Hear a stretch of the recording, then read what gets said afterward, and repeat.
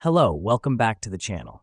Today we're diving right into how to set up a personal budget planner with Airtable, your full 2025 guide. First things first, you need to create a new base in Airtable.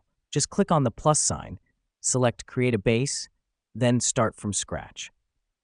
Why do we do this? Because starting from scratch allows us to customize our budget planner according to our specific needs.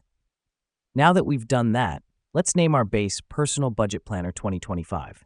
After that, create tables for income, expenses, and savings. These tables will help us categorize our finances and track them more effectively.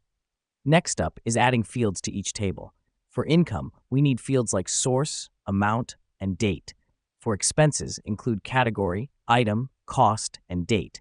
And for savings, add goal, amount saved, and target date. This helps us because it provides a detailed breakdown of our income, expenses, and savings goals.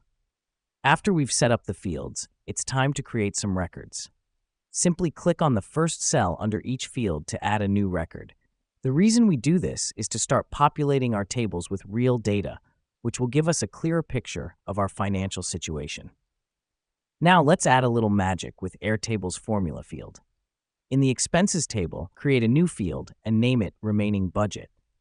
Choose Formula for the field type, then enter this formula, Budget Expenses. This will automatically calculate how much of your budget remains after accounting for expenses.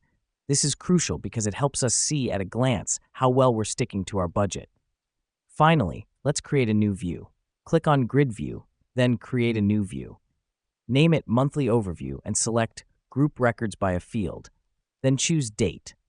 This helps us because it provides a monthly summary of our income, expenses, and savings goals, making it easier to track our progress and make necessary adjustments. And that's it. You now have a powerful personal budget planner set up in Airtable, ready to help you manage your finances in 2025. Thanks for joining us today, and remember, budgeting is not about restricting your spending, but about making your money work for you. Keep checking back for more tips and tutorials. Goodbye for now.